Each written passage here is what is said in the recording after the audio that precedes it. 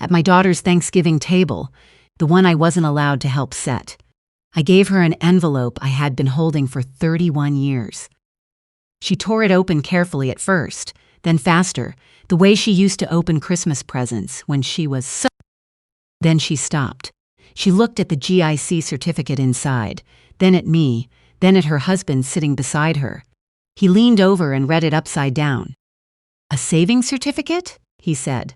His mother, Cecile, sitting across the table in a cashmere sweater that probably cost more than my monthly rent, made a small sound.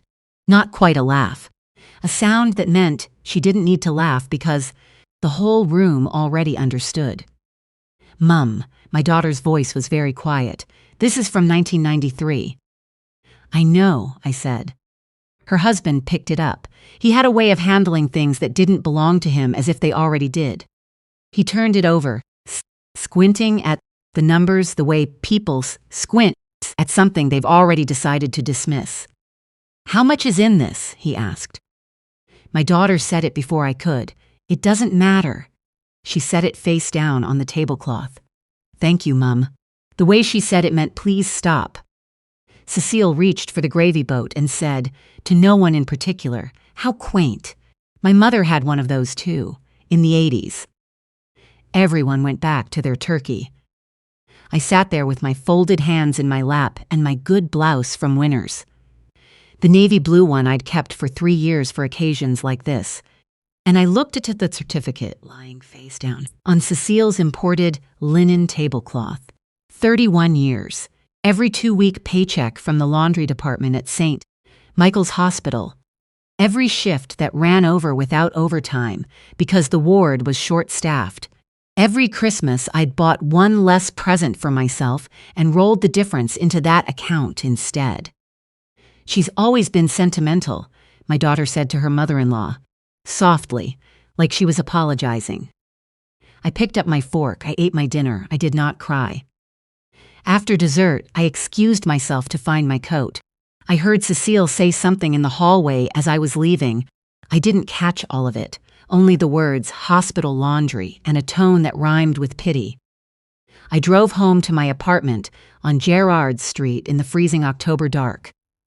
Parked in the same spot I'd been parking in for 19 years. The radiator in the hallway was hissing again. I unlocked my door and stood in the kitchen for a moment with my coat still on. Then I went to the bedroom closet and moved the box of winter blankets that nobody ever touched. Behind it was the fireproof safe I'd bought at a Canadian Tire liquidation sale in 1998. 3 turns of the combination, my daughter's birthday, before she decided I was an embarrassment, and the door swung open. Inside, a set of folders alphabetically ordered, property records, brokerage statements, and the most recent appraisal report from Clearwater Realty Group, dated the previous spring. Total portfolio value, $4.8 million in registered and non-registered investment accounts.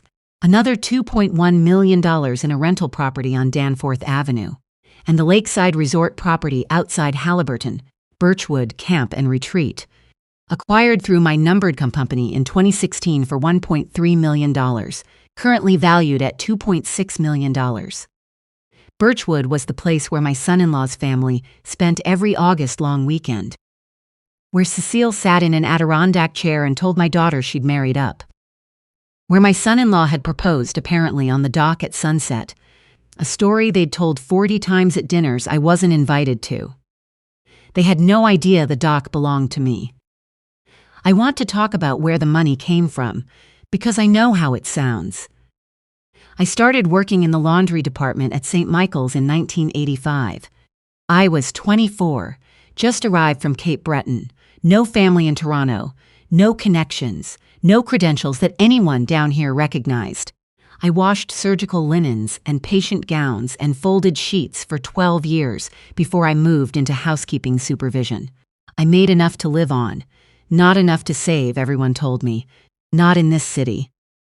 But I'd grown up watching my mother pinch every dollar until it screamed, and I had learned that the gap between enough to live on and nothing left over was mostly a question of discipline. I started putting $50 a month into a GC at TD Bank in 1993. then 100, then 200 when I got my first supervisor pay bump. In 1999, a triplex on Danforth Avenue came up for sale. Rundown, plumbing neglected. For 3 years, the tenants had all left. The bank said I didn't qualify for the mortgage. I went back 3 times with different paperwork. The 4th time, I brought 5 years of pay stubs, my tax returns, a letter from my credit union, and a written demand for a proper explanation of the denial. They gave me the mortgage. I fixed the plumbing myself from YouTube videos and a library book. I found good tenants, a single mother who worked at a food bank, a retired TTC driver, a nursing student from Sri Lanka, who decorated her mailbox with little paper flowers when she first moved in. The rent covered the mortgage and left something over. That something became more GICs. The GICs became investment accounts. The investment accounts became more properties, purchased carefully, one at a time, through years when nobody was watching because nobody thought to look. I never told my daughter because I wanted her to understand that work was worth something, regardless of what it paid. I was wrong to keep it secret. I understand that now. But the woman who sat at that Thanksgiving table in the navy blouse from Winners and heard her daughter apologize for her, that woman had earned every dollar in that safe through 31 years of early mornings and wet floors and supervisors who mispronounced her name for a decade and called it a quirk. That night, I spread the documents across the kitchen table and looked at them under the overhead light. In 2016, Birchwood had been on the market for 14 months. The previous owners were a couple from Barrie who had overextended themselves on renovations and watched operating costs crush them. The property had a main lodge, 12 waterfront cabins, a dock, 2 kayak racks, and 400 meters of clean Halliburton lakefront. Everyone said it was too expensive to operate, too seasonal, too isolated. I bought it through my numbered company, 1183742 Ontario Inc., and hired a manager named Antoine, a quiet, practical man who'd run a summer camp in Algonquin Park for 15 years and knew exactly what he was doing. Under Antoine's management, Birchwood ran quiet and profitable, corporate retreats in shoulder season, family reunions in summer, photography groups in autumn for the fall color, reasonable rates, good upkeep. My son-in-law's family had rented it through a booking platform every August for 6 years. They were our 3rd highest grossing repeat customer. They'd left a 5-star review. Magical property. The dock is extraordinary at sunset. They had been paying rent to me for 6 years without knowing it. The morning after Thanksgiving, I called a man named Maurice Desjardins. Maurice was 68, retired from the RCMP after 26 years, and now ran a small investigations firm out of an office above a print shop on Queen Street West. A former colleague from the hospital. Her husband had used Maurice during a bad business dispute, had given me his card 2 years earlier. I'd kept it in the same folder as my property tax records, which is where I kept things I thought I might eventually need. He didn't look like a man who'd spent a quarter-century in federal law enforcement. He looked like someone's retired uncle. Plaid flannel shirt, reading glasses on a cord, instant coffee he made himself in a little machine on the filing cabinet. "You want to know about your son-in-law," he said after I'd explained. "I want to know what he actually does," I said. "He says he manages investment portfolio at Northcrest Capital on Bay Street. But I've looked at his lifestyle and I've looked at the salary range for his level, and they don't match." Maurice wrote something in a small spiral notebook. "Tell me about the discrepancy." I had made a list before I came. A leased Range Rover at roughly $1,400 a month. A membership at a golf club in Oakville with initiation fees in the tens of thousands. A ski trip to Whistler every February. A renovated, semi-detached in Leslieville they'd bought for $1.4 million 18 months ago. His Northcrest salary, based on industry ranges for his position, would have been somewhere between $90,000 and $120,000 a year before tax. Maurice looked at the list. He didn't whistle. He didn't make a face. He nodded slowly, the way a doctor nods when they recognize a familiar set of symptoms. "I'll need 2 weeks," he said. "I'll be thorough." He called me back in 9 days. We met at the same Queen Street office. The coffee was the same. The expression on his face was not. "Your son-in-law has been running a property flipping scheme through a shell company registered in Alberta," Morris said. "Sen." He opened a folder and laid documents across the desk one at a time, like a card dealer who wants you to see each card clearly before the next one lands. He finds clients, usually first-time buyers who are struggling to qualify for conventional financing. He arranges straw purchases. On paper, a qualified buyer acquires a property. In reality, the money flows through the shell company, the property is immediately relisted at an inflated value, and the original buyer ends up holding a mortgage on a home worth significantly less than what they paid. I looked at the documents, addresses in Scarborough, Oshawa, Hamilton, transfer records, shell company filings, names I didn't recognize but could picture, people who'd spent years saving a down payment and believed someone was helping them into the market. "How much?" I asked. "Across 14 transactions in the past 22 months, approximately $470,000 in fraudulent gains." "And the people who bought?" "Several are underwater on their mortgages by $60,000 to $80,000. A few have already defaulted." Morris paused. He let that sit. "These are not wealthy people. These are people who scraped together everything they had and trusted someone to guide them through the process." I thought about the nursing student on Danforth, the little paper flowers on the mailbox. "Is my daughter involved?" I asked. "Her name doesn't appear on any of the company documents. Her accounts are entirely separate. As far as I can determine, she has no knowledge of any of this." "You're certain?" "Certain enough to say it clearly to a federal officer." I looked at the folder in my hands. 14 families, 14 down payments, 14 people who believed the system was working for them. "What do I do with this?" I said. "You can take it to a lawyer. You can report to the RCMP. You can submit to FinTrack. Or you can wait for it to collapse on its own, which it will. These schemes always do." Morris looked at his coffee cup. "But when they collapse on their own, more people get hurt first." "Can you help me compile everything into a clean package?" I said. "Complete documentation. Every transaction." "Yes. And I'll need a name. Someone at the RCMP who handles this type of financial crime." He wrote a name on the back of his card and slid it across the desk. My daughter called 14 times over the next 2 weeks. I was on contract shifts 3 mornings a week at a private clinic on Bloor Street. I still go in because I like having somewhere to be and because the work has never embarrassed me, and I kept my phone on silent until noon. I listened to the voicemails in the parking lot during my break, sitting in the car with the engine off and the November cold seeping in through the door seals. The first few messages were careful and dutiful. Had I gotten home safely after Thanksgiving? Was I feeling well? A daughter going through the motions of obligation. By the 6th voicemail, her voice had shifted. She'd received a letter from Birchwood's property management company regarding a policy change, and she wanted to know if I knew anything about it. Which was a strange question to ask unless some part of her was beginning to understand that I might. By the 12th call, she was saying my name differently.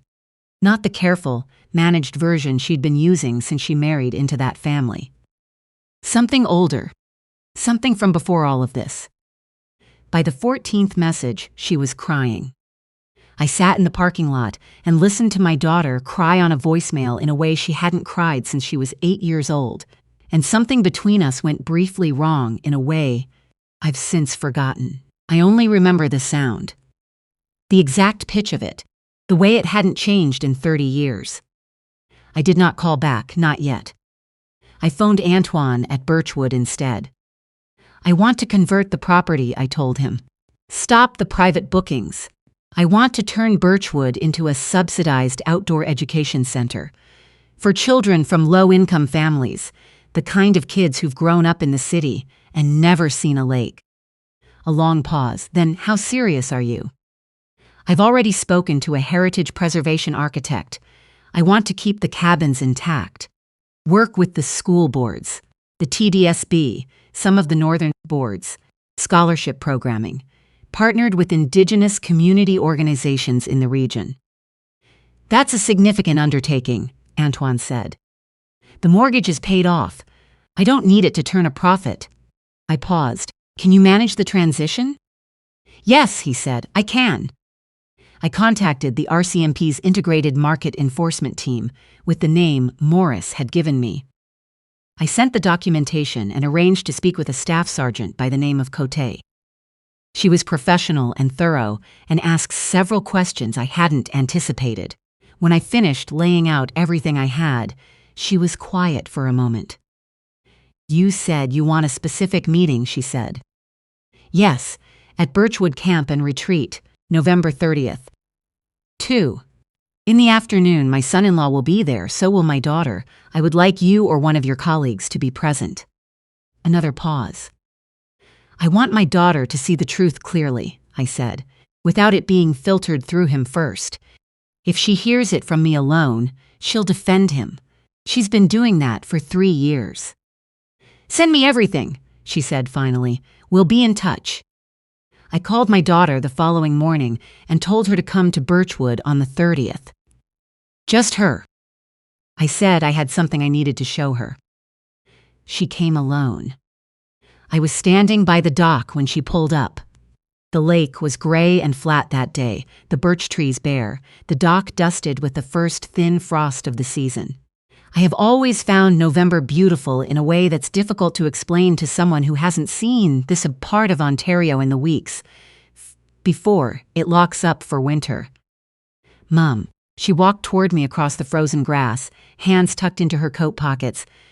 She looked tired, thinner. What is this place? How did you? She stopped. Why are we here? Because I want to show you something, I said. She looked at the main lodge, at the 12 cabins visible through the bare trees, at the dock where her husband had proposed 6 years ago. I own it, I said. She looked at me, then at the lodge, then at me again. This is Birchwood, she said slowly. It's been mine since 2016. I bought it through my numbered company when the previous owners went into receivership. Antoine's managed it since then. You've been booking through the platform. Her face moved through several things very quickly.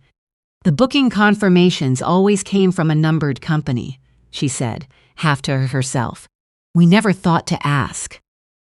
No, I said, you didn't. She sat down on the edge of the dock, even though it was cold. The way she used to sit at the kitchen table when she was 12 and had gotten something badly wrong and needed a minute to understand the full shape of it. How much do you have, Mum? She asked quietly. I sat beside her. The dock planks were solid under us. Good cedar replaced 3 years ago. The GIC certificate I gave you at Thanksgiving. The current value, with accumulated interest, is just over $400,000. She closed her eyes. The rest is in other investment accounts, the Danforth building, several other properties. And this one, I let that settle, just under 9 million, Canadian. She didn't speak for a long time. Out on the lake, a pair of loons were calling, very late in the season to still be here, with winter pressing in from the north. I've always thought loons were one of the most honest sounds in the world. No performance. Just exactly what they were. Why didn't you tell me? She finally said. Because I wanted to see who you'd become, before the money had any influence over it. I wanted you to know me for what I did, not for what I had. I was a hospital laundry worker. That is honest work. I needed to know whether you understood that before I told you anything else. And instead, you apologized for me at your husband's mother's table. She put her face in her hands. We sat there. The loons called again, further out toward the middle of the lake. I heard a car on the gravel drive before she did. She lifted her head. Her husband's Range Rover came to a stop in front of the main lodge. He got out looking as he usually looked, confident, slightly impatient, the expression of a man who expects circumstances to arrange themselves around his schedule. He walked toward us across the frosted grass, hands in the pockets of his coat, scanning the property with the proprietary ease of someone who had always felt entitled to it. "What's going on?" He looked at my daughter, not at me. "Your mother texted me the address. Why are we here?" "She owns it," my daughter said. He stopped walking. "She owns Birchwood," my daughter said again, quietly. "She's owned it since 2016. He looked at the lodge, at the cabins, at the dock we were sitting on, at the Adirondack chairs where his mother had been telling my daughter for 6 years how far she'd come. Something shifted behind his eyes, a rapid internal calculation, like a man who has just discovered that the ground he's standing on is not what he thought it was. "That's not possible," he said. "It's true," I said. He looked at me differently then. Not the tolerant, mildly amused regard I'd received for 3 years at family dinners. Something sharper. Something that had begun to understand it was in serious trouble. A second car pulled into the drive, a gray fleet vehicle. 2 people got out, a woman in a dark jacket and a man beside her. They walked toward us with the particular unhurried pace of people who already know exactly where they're going and have no reason to rush. My son-in-law's face went the color of the frost on the dock planks. "I'm Staff Sergeant Cote with the RCMP Integrated Market Enforcement Team." The woman showed her identification without breaking stride. "We have questions regarding a numbered company registered in Alberta and a series of residential property transactions in the GTA and Hamilton area. I'd like you to come with us." "I don't," he looked at my daughter, at me, at the lodge behind us. "I don't understand what this." "You have the right to retain and instruct counsel," Staff Sergeant Cote said. "I would recommend you do that." My daughter stood up from the dock. "The 14 families," I said to her quietly, "the ones whose down payments funded the lease and the golf club and the February trips to Whistler." She had read the documents I'd emailed her 3 days earlier, with a note that said only, "Read this before the 30th. All of it. She had read it. I knew, by the way, she'd stopped defending him mid-sentence on the phone 2 nights ago and gone very still. He was still trying to speak.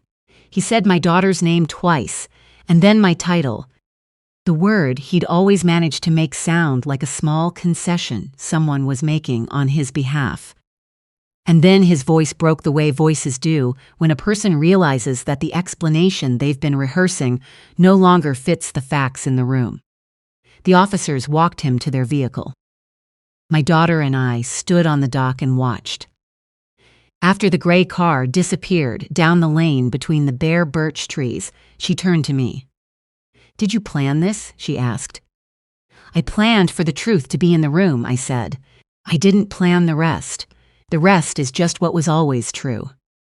She looked out over the lake for a long time without speaking. "At Thanksgiving," she said finally, "when I said sentimental." "Yes." I knew while I was saying it that it was wrong. Her voice was flat and very quiet. I knew it and I said it anyway. I've been doing that for a long time. I didn't answer right away. There are things that need the space of silence to be properly understood. "Yes," I said, "you have." It has been 7 months since that November morning on the dock. Birchwood opened as the Clearwater Outdoor Education Center in May.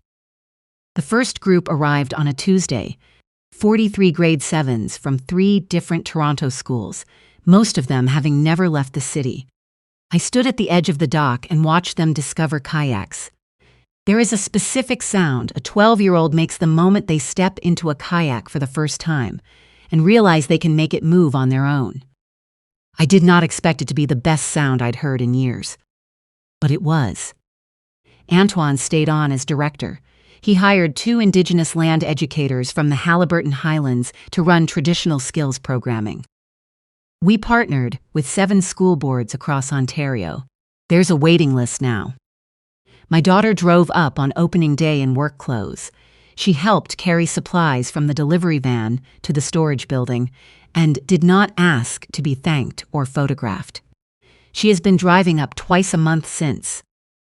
Running the weekend family programs, managing the scholarship intake, answering phone calls from schools on the waiting list.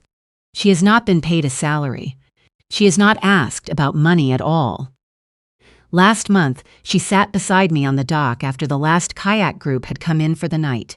The lake, going dark and the first stars appearing over the tree line.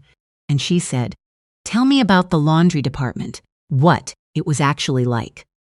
So I told her, the smell of the sheets, the women I worked beside for years, the supervisor in the early days who told me I'd never make department head, the morning in 2003 when they laid off 2 of my people for budget reasons, and I stayed 3 extra hours to cover their shifts, and drove home at midnight with my arms aching, and ate toast for dinner, and then opened my laptop and transferred $150 into my investment account.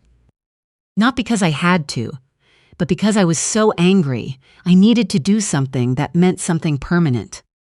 She listened without interrupting. When I finished, she was quiet for a moment.